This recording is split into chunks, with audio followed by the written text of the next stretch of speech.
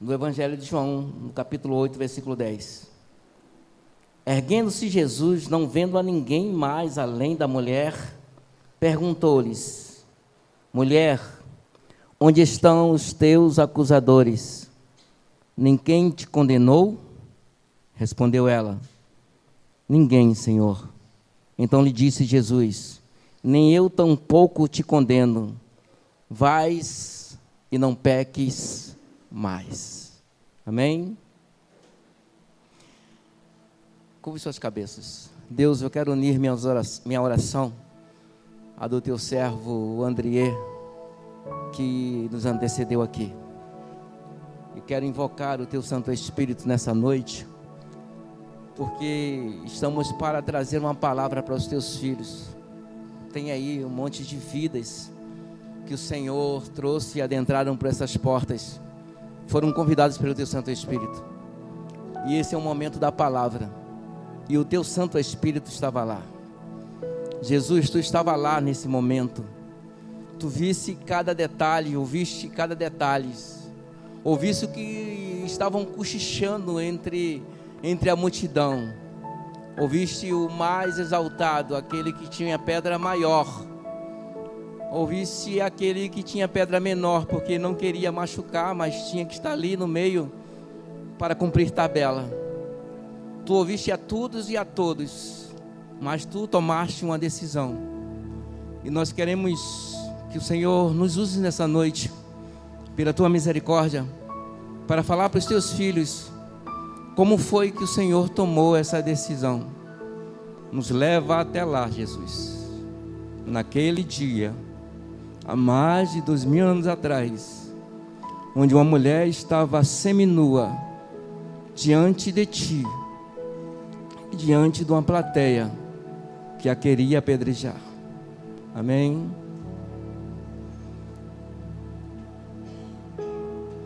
O nosso tema é: eu não estou aqui para te condenar. Esse é o nosso tema.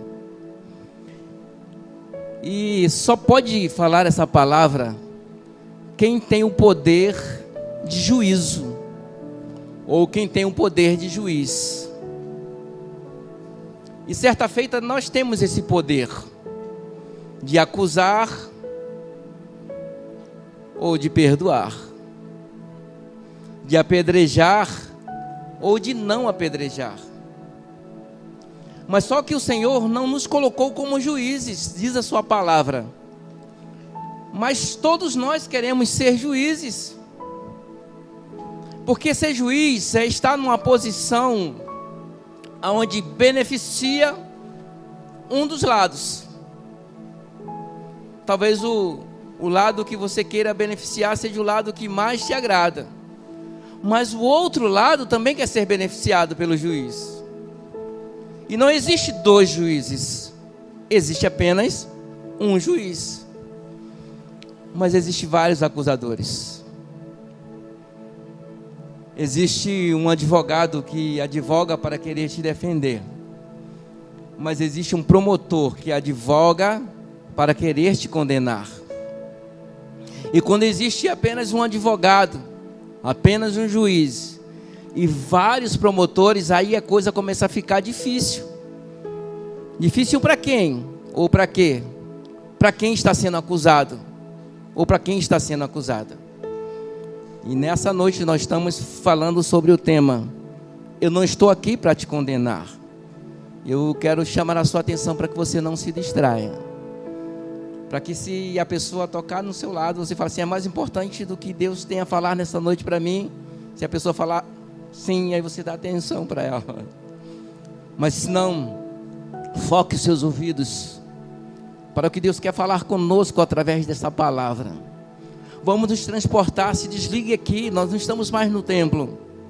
Nós estamos agora em Jerusalém, onde tem um juiz chamado Jesus. Tem vários promotores chamados aqueles que estão carregando uma pedra.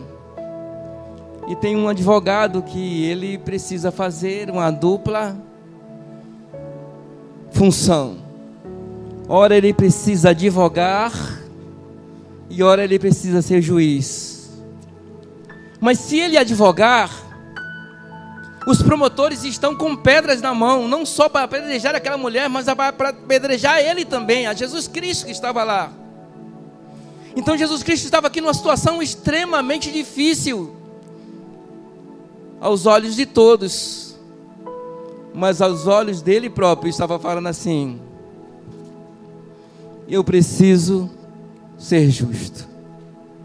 E todas as vezes que nós precisamos ser justo, estamos na posição de juiz para ser justo, nós não estamos em posição difícil. Sabe o que é a justiça de Deus? É amar, é acolher, é perdoar, é dar mais uma chance. E o que é que tem de difícil nisso? Ah, pastor, difícil é perdoar, difícil é acolher, difícil é dar mais uma chance. E eu digo para você, e se você tivesse ao contrário, como você gostaria de ser julgado? Ou você diria assim: ei, pode atirar, André, pegue a maior pedra, pode atirar em mim, eu sou o culpado. Criança, já que você não pode pegar uma pedra grande, pegue a menor pedra, atire em mim, eu sou o culpado. Ah, mas você não quer se envolver? Pegue qualquer tamanho de pedra, mas lance em mim, eu sou o culpado. E quando nós somos culpados, é difícil assumir a culpa, principalmente se formos soberbos, principalmente se formos arrogantes, principalmente se nós formos insensíveis, principalmente se nós não sentirmos a culpa dentro de nós. Porque às vezes nós só sentimos a culpa nos outros, mas quando nós estamos no momento da culpa, no ato da culpa, carregando a culpa, ou acusados pela culpa, nós às vezes falamos assim: não, eu preciso de misericórdia, eu sou digno de misericórdia. E essa situação é muito difícil, porque temos aqui duas pessoas. O primeiro era religioso, e o segundo era o Filho de Deus. E sobre essas duas pessoas eu gostaria de que você pensasse: qual dessas você se enquadra? Porque há vários personagens aqui.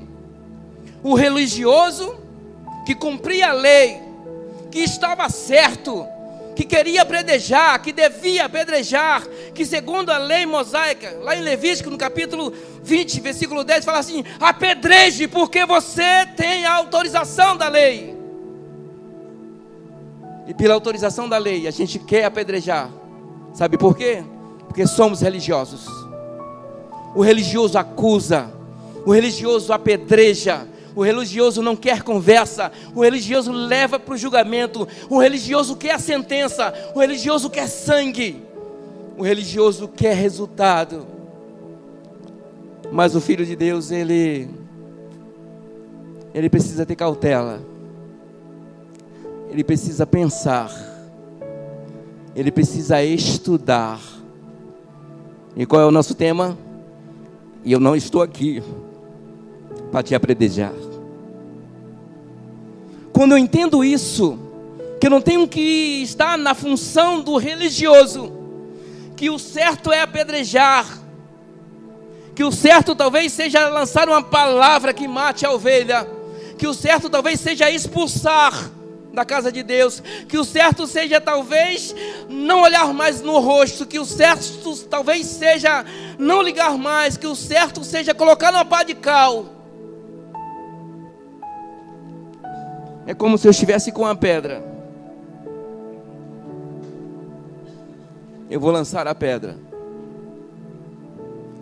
mas a lei dava autorização para você apedrejar, mas não dava autorização para você matar, porque era olho por olho, dente por dente.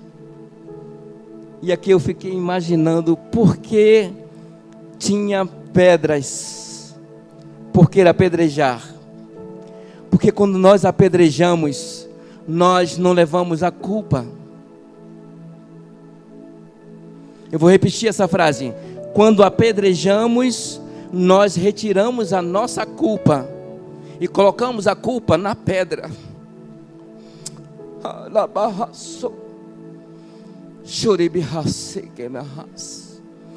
Eu coloco a culpa na pedra. E se eu lançar essa pedra daqui, e se bater um dos senhores em uma das senhoras, eu vou falar assim, vou assim, pedir desculpe, não foi minha intenção te atingir, eu só joguei a pedra. Eu achei que não ia doer tanto, porque dependendo do local onde a pedra bate, ela dói um pouco mais do que o outro.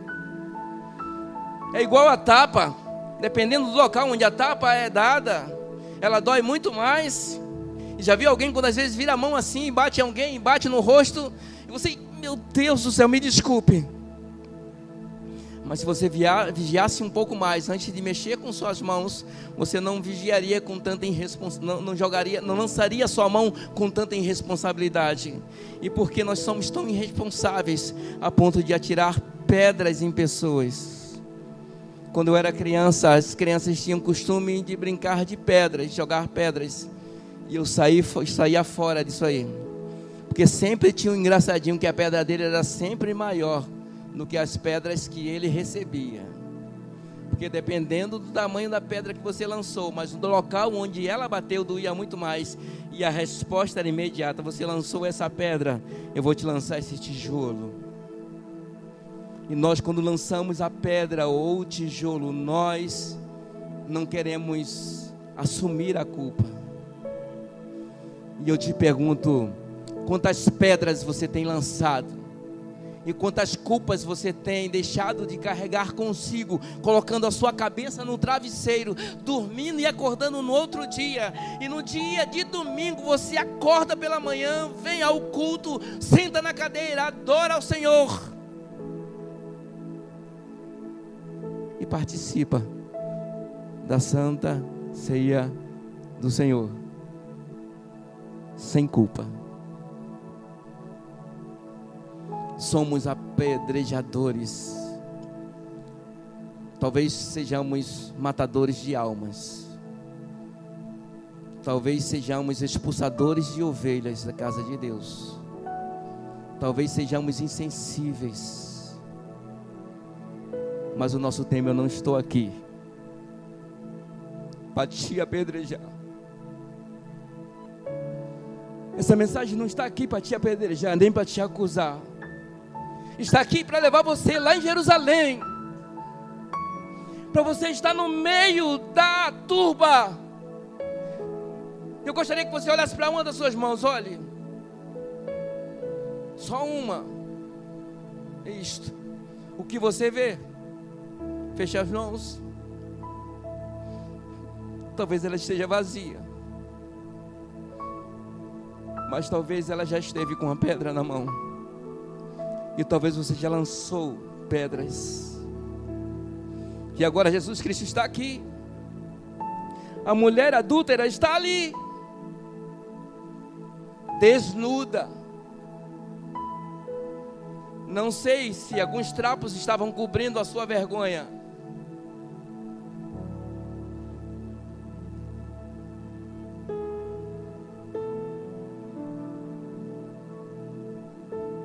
Eu não sei se eram as suas próprias mãos.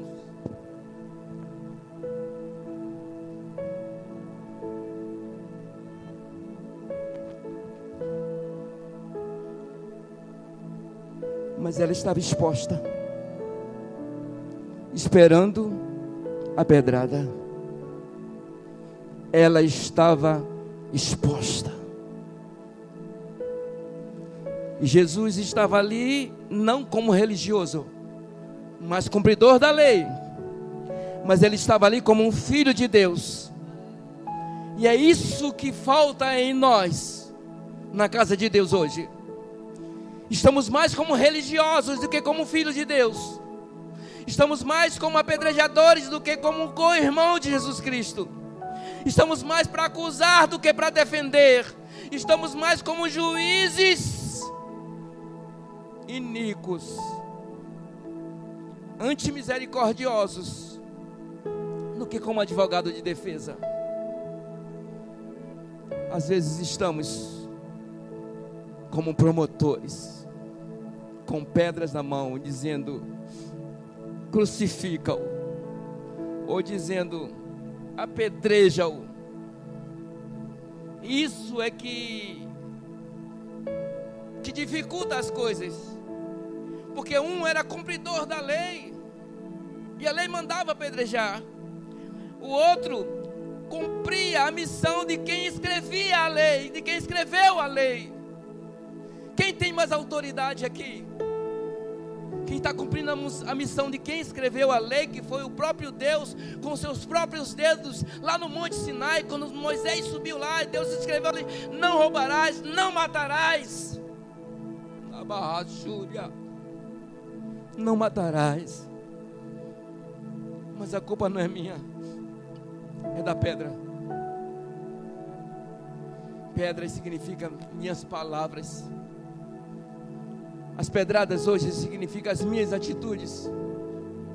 As pedradas hoje significam a minha falta de compreensão, a minha falta de empatia, a minha falta de flexibilidade, a minha falta de resiliência, a minha falta de amor, a minha falta de apoio, a minha falta de dar a mão àquele que está caído.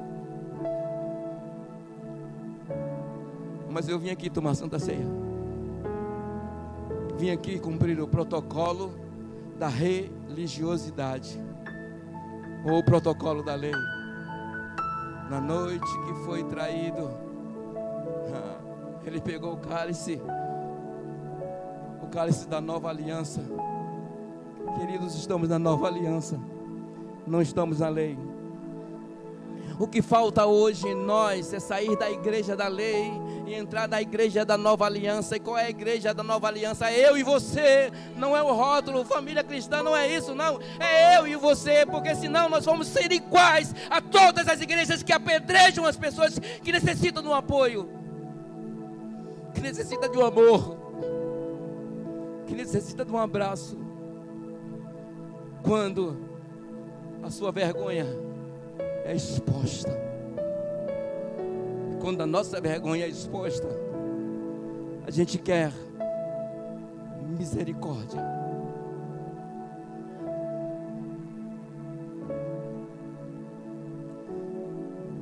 Talvez, se aquela mulher pudesse falar, ela falava assim: misericórdia. Mas ela não podia falar, porque se ela falasse misericórdia, alguém poderia falar assim: olha, está blasfemando. E os pecados que poderiam ser apedrejados da lei, poderia ser apedrejado. Um deles era você blasfemar, outro era adulterar. Mas Jesus Cristo, obrigado, querido. Queria eu, quando fosse criança, tivesse atitudes como essa, como você tem. Jesus como cumpridor da lei, Jesus como cumpridor da missão de quem escreveu a lei. Como devemos reagir diante do erro? Como que nós reagimos diante do erro? Como que eu reajo diante do erro? Eu assumo o meu erro? Ou eu fico me escondendo por uma capa? Eu exponho as vísceras do meu pecado? Ou eu cubro com a capa? Estamos vivendo um evangelho de capa, onde o pecado está escondido através da capa, às vezes escondido através do vestido que arrasta no chão, às vezes do tamanho do cabelo ou do tamanho do cocó. Tem um louvor recentemente que diz evangelhos de fariseu.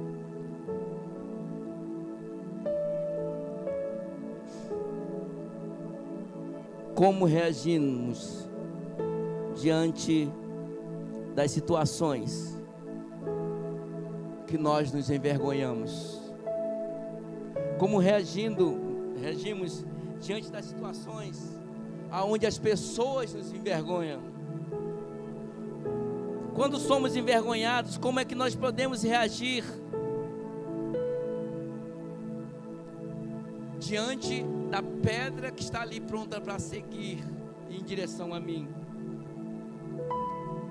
Pedras que acusam a nossa culpa, pedras que justificam o nosso erro, pedras que testificam o nosso erro, pedras que destroem a nós por dentro, pedras que nos acusam, pedras que nos matam.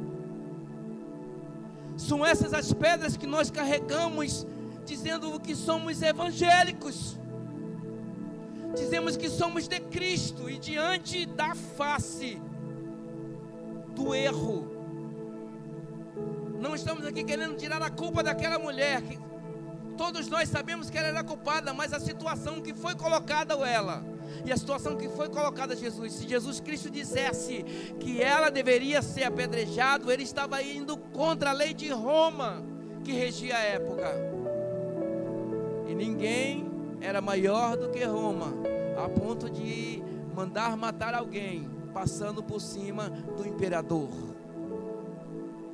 E se Jesus Cristo manda absorver aquela mulher, dizendo para eles não apedrejarem ela, ele estava indo contra a lei de Moisés. E eu te pergunto, no lugar de Jesus Cristo, o que você faria? Você autorizava as pessoas a apedrejar? Não, você não pode estar no lugar dele, porque você não pensa como ele, porque você não tem a missão dele, ele é só o juiz. E por ele ser o juiz, Deus não te deu o poder de julgar ninguém. Não julgueis para não sermos julgados. Não atireis pedras, porque hoje você está na posição de atirar pedras, mas amanhã talvez você possa estar na posição de ser apedrejados. E eu quero dizer para você, queridos, às vezes é melhor estar na posição de ser apedrejado do que estar na posição de apedrejador. Porque a posição de apedrejador é a posição daquele que não tem misericórdia, é aquele que veio para ser legalista, só para cumprir a lei, para cumprir a religiosidade.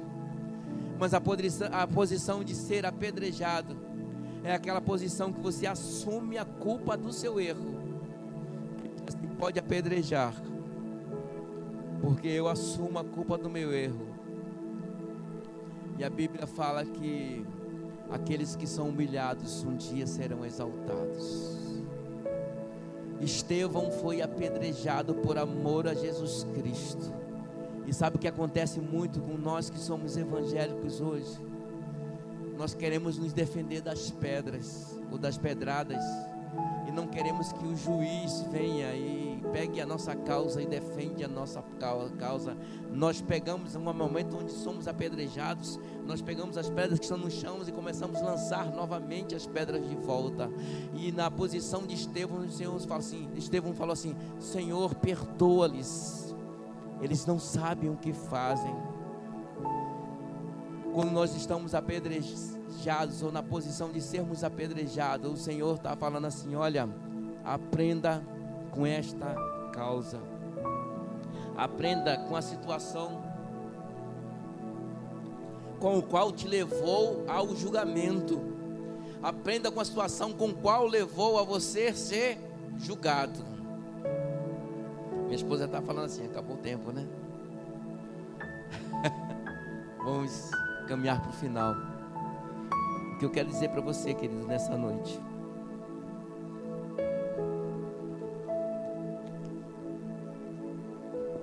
que chegou um momento onde aquela mulher estava cobrindo a sua nudez, de cabeça baixa, com vergonha diante de Jesus Cristo. E aqui eu aprendo algo: diante de Jesus Cristo, Você pode colocar os braços. Ou pode pegar um pano onde possa se cobrir. Mas ele vê o raio-x da sua vida. E no raio-x da vida daquela mulher estava escrito: eis aqui o seu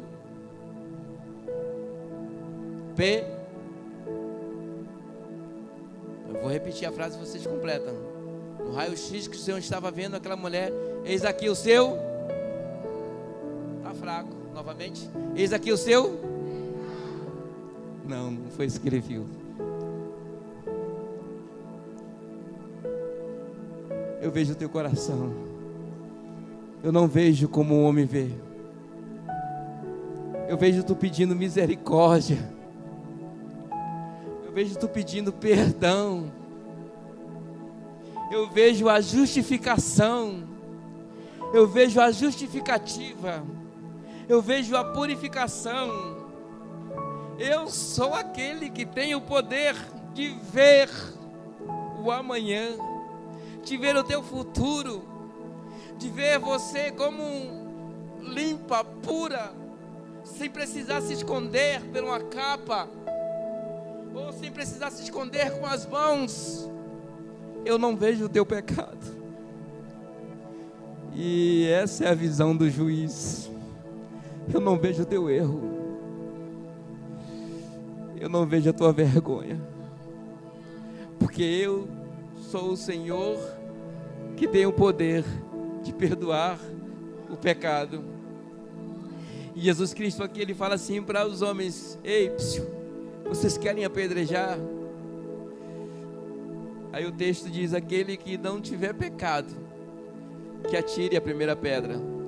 Mas alguns estudiosos dizem algo diferente: aquele que não cometeu algo semelhante, que atire a primeira pedra.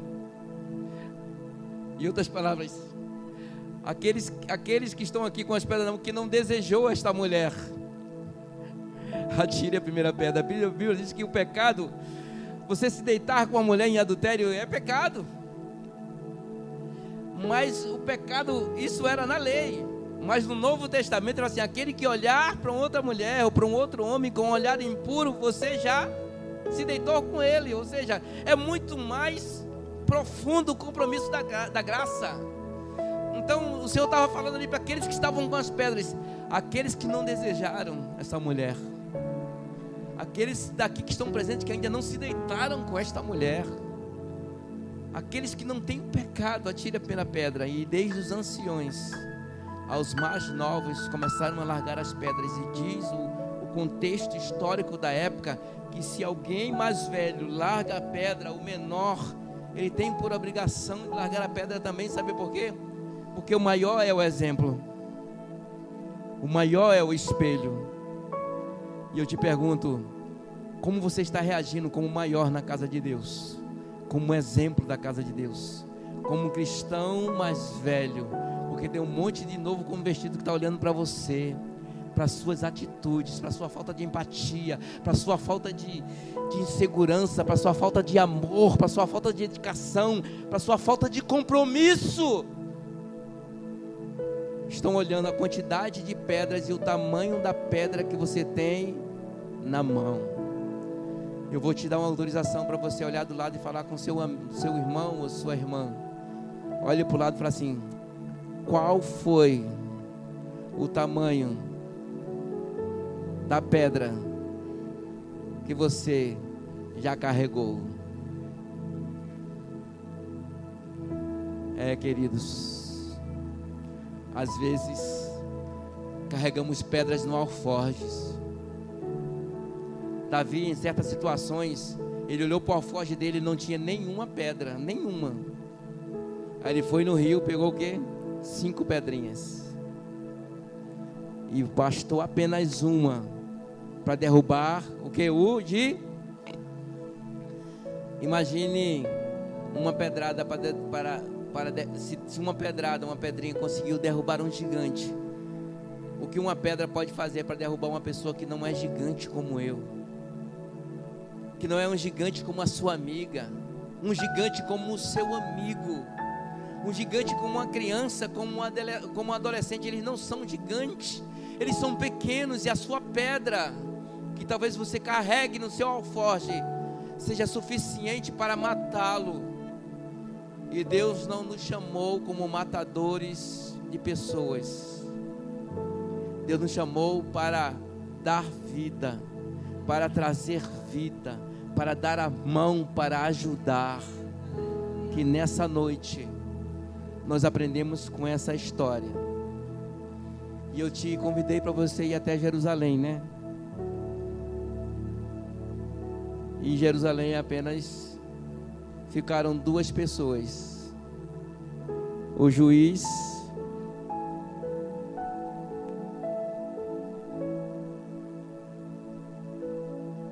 e a mulher.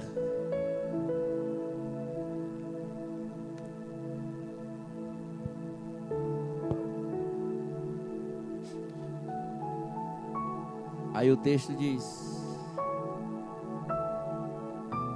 e erguendo Jesus e não vendo a ninguém mais além da mulher, perguntou: mulher, onde estão aqueles que são os teus acusadores?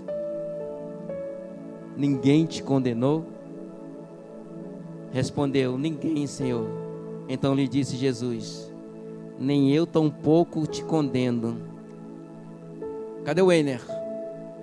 Chega aqui, Weiner. Vais.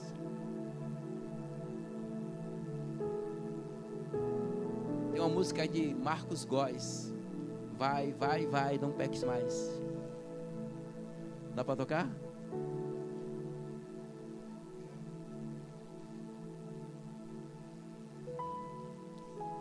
Apaga as luzes aí, por gentileza.